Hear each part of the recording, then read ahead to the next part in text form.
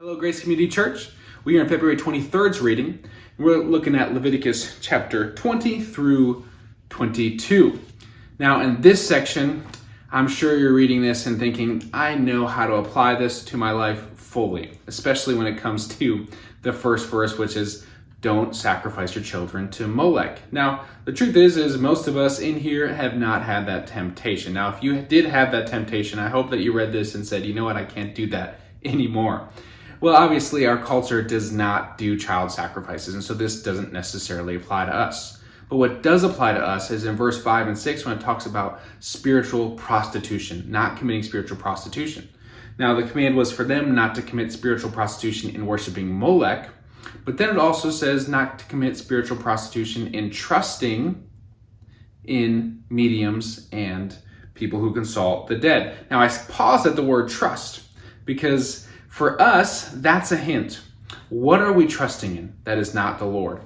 Are we trusting in our bank account? Are we trusting in our spouse? Are we trusting in the news? What are we consulting above God and before God that we are allowing to shape the way we feel and the way we respond to the world? That is committing spiritual prostitution. Now, this spiritual prostitution is also connected to sexual perversion, because there's a hint for this, because it says, I am holy, and I am the Lord who makes you holy in verse 8. And then again, it talks about throughout this next few chapters, I am the Lord your God. I am the Lord who makes you holy. I am holy, so be holy. This is a continuous phrase that we're reading in the next few chapters. Now, what this means is if we don't have a high view of God, if we don't have the utmost respect and love and honor and desire to please God, then spiritual prostitution and sexual perversion are natural consequences to that. And so if we're not willing to say, you know, God, here is everything.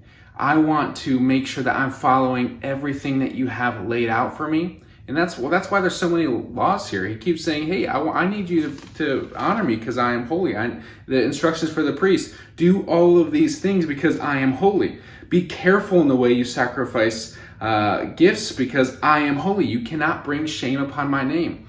And so what this tells us is often we want to shortchange our commitment to God. And he's guarding against that through these laws to Israel. He's saying, you cannot shortchange your commitment to me. And like I said yesterday, our last video, all of these laws proceed from grace. God has given himself and saved them from Egypt and saved them from the depravity of Egypt and is going to save them from the depravity of the nations in the promised land. And he's saying that I can save you through them, but here is the response you need to have. You need to fully give yourself to me and not allow any sort of foothold for other things to come in and take the place of worship for me. So that is the principle that I want us to see here. And we see it in Matthew as well.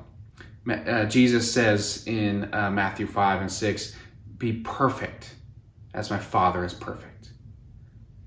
How can we do that? It's the same law, the same thing that God is saying here, be holy as I am holy. How do we do that? Well, we have to trust in Jesus. And we have to have a high view of who Jesus is and what he's done for us, or else spiritual prostitution and perversion is going to infiltrate our minds and our churches and our homes. And so this is what I want you to focus on today. How have we been committing spiritual prostitution in holding other things in the same level as Jesus, or trusting in other things above Jesus and what he has done for us? Because that's really what we need to make sure is at the center of our mind. When you wake up in the morning, are you thinking about the cross? Are you thinking about what Jesus did for you? Or are you thinking about your stock market prices or your portfolios or whatever it might be? What is your first thought and what is your highest thought? because that shows you who your God is. So the question is, are we committing spiritual prostitution? I hope you enjoy the reading today, and I hope you're not too challenged by it, but also I hope that the Lord speaks to your heart today. Bless you.